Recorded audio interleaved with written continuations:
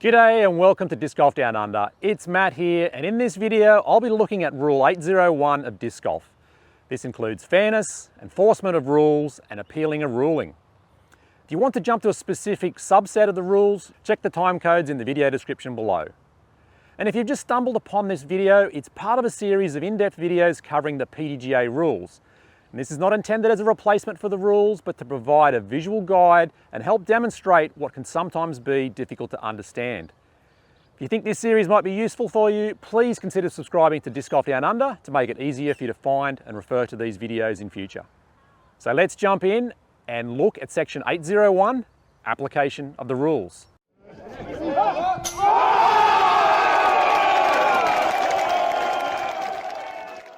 So let's start with Rule 801.01, which has a single statement regarding fairness. These rules have been designed to promote fair play for all disc golfers. In using these rules, the player should apply the rule that most directly addresses the situation at hand.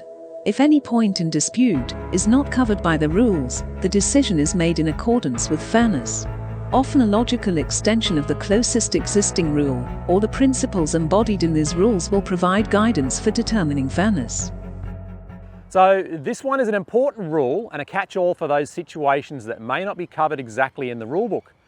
At some point, you're likely to end up in a situation that isn't exactly covered by the rules, and rule number 1 basically says to use common sense and consider what is fair and use the existing rules to guide your decision. So Rule 801.02 covers the topic of enforcement and has 8 subparts. So let's start with A.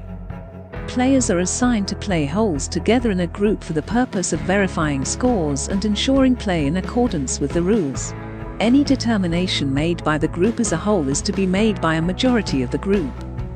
So disc golf is a democratic sport, and any decision on the rules comes down to a majority of the group. That means if you're playing in a group of 3 people and 2 people say you're out, the majority rules and you're out. If there's no majority, such as 2 votes each, the player gets the benefit of the doubt. Players are expected to call a violation when one has clearly occurred. A call must be made promptly to be enforceable, except for misplays. This one means all players are expected to be familiar with the rules, and it's your job to be a judge or referee. And if you see a rules violation, you're expected to call it and do it straight away, not 5 minutes or 3 throws later. And the other person may not be aware that they're breaking the rules, and if you let it go, it could come back to bite that person when it's way more costly. A player in the group may call or confirm a rules violation on any player in the group by notifying all players in the group. This means that it only takes one person to make the call on a rules violation, and then the group makes a democratic decision. A warning is the initial advisement a player is given for violating certain rules. Subsequent violations of the rule incur penalty throws.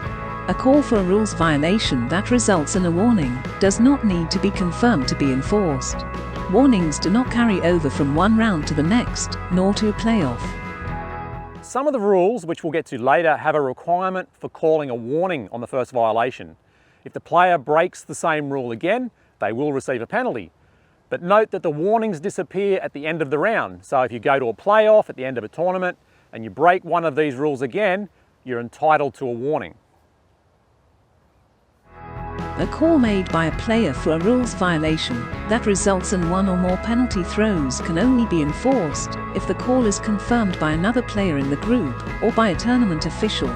A penalty throw is a throw added to a player's score for violating a rule or for relocation of the lie as called for by a rule.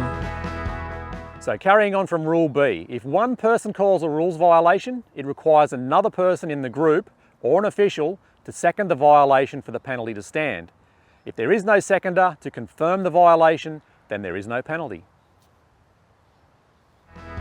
A tournament official or official is a person who is authorized by the director to make judgments regarding the proper application of the rules during play. An official may call or confirm a rule violation by any player.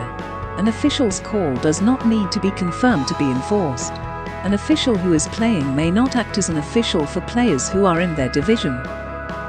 So there's a few important things of note here. Firstly, just because you've completed the PDGA officials exam doesn't make you a tournament official. You have to be identified as an official by the tournament director before the start of play. And you can't make decision on players either for or against in your own decision, which makes sense. The other important note is that an official makes a call, it doesn't need to be seconded by another official or a player.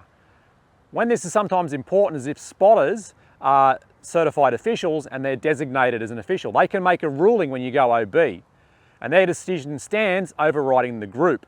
However, if the spotter is not a designated official, they cannot make a ruling and their call is only considered as input for the group and they make the majority decision. The director is the person in charge of the tournament or event. The director may be a tournament director, TD, a course director, or a league director. Only the director may disqualify a player. Decisions made by the director are final. So this one's a fairly straightforward rule. The director is in charge and they have the final say. Also, it's only the director who can make a decision on disqualification of a player, so consider them the judge, jury, and perhaps the executioner. A throw or an action that is subject to penalty under more than one rule is played under the rule that results in the most penalty throws. Or, among rules that call for an equal number of penalty throws, the rule that was first violated.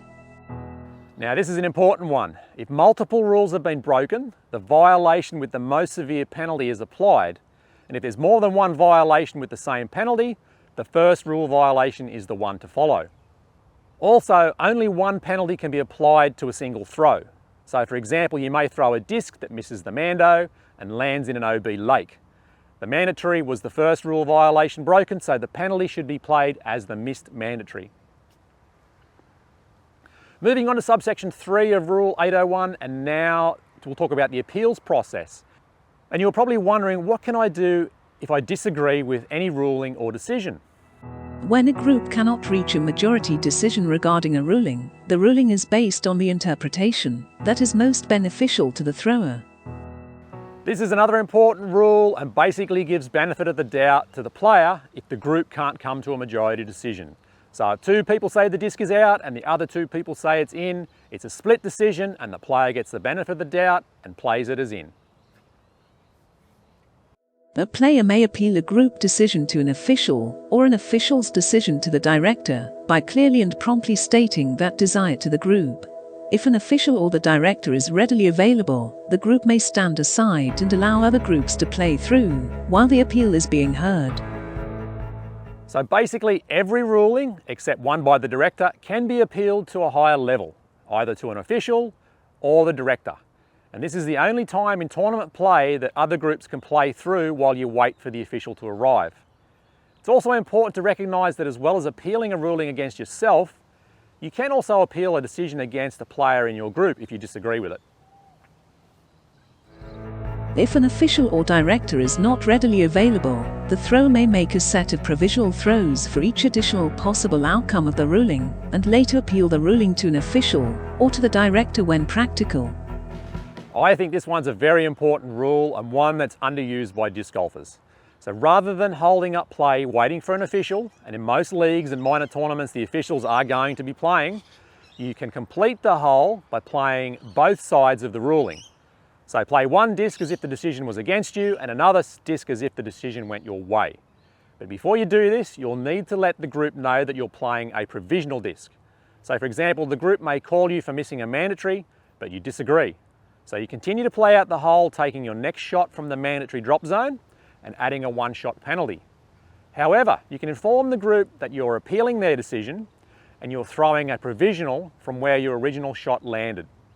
You then play out the hole and complete both sets of discs and record the results on the scorecard for both the group decision and the provisional. If you incur additional penalties on either disc, these penalties only apply for the score for that disc. So if you throw the provisional out of bounds and get a 1-shot penalty, that penalty doesn't apply for your score if the ruling stands as per the group decision. Then after the round, you can present the appeal to an official or the director, and they will decide either to support your appeal or the other player's initial decision. If a ruling is overturned, an official or the director may adjust the player's score to reflect the correct interpretation of the rules. Alternatively, the director may have the player replay one or more holes. Rulings by the director are final. So this one leads on from the previous rule, and if you threw a provisional disc and the director decided in your favour, your scorecard will be updated with the score from your provisional throw. Or they may make some other decision, but whatever they say, it's final. Now, one last thing before we close out this video. You might ask the question, can I use a video or a photograph as evidence to make a rules call? Well, as the rules currently stand in the PDGA competition manual, the answer is actually no. Video and other media is only permitted as evidence when investigating player misconduct. So if there's an argument about whether your disc is in or out, taking a photo and showing it to an official after the round won't be good enough, and technically the official shouldn't even look at the photo. So if you're thinking of taking a photo and showing it to an official after the round, forget it. Maybe consider getting the official to come and check the disc there and then. So that brings us to the end of Rule 801, application of the rules.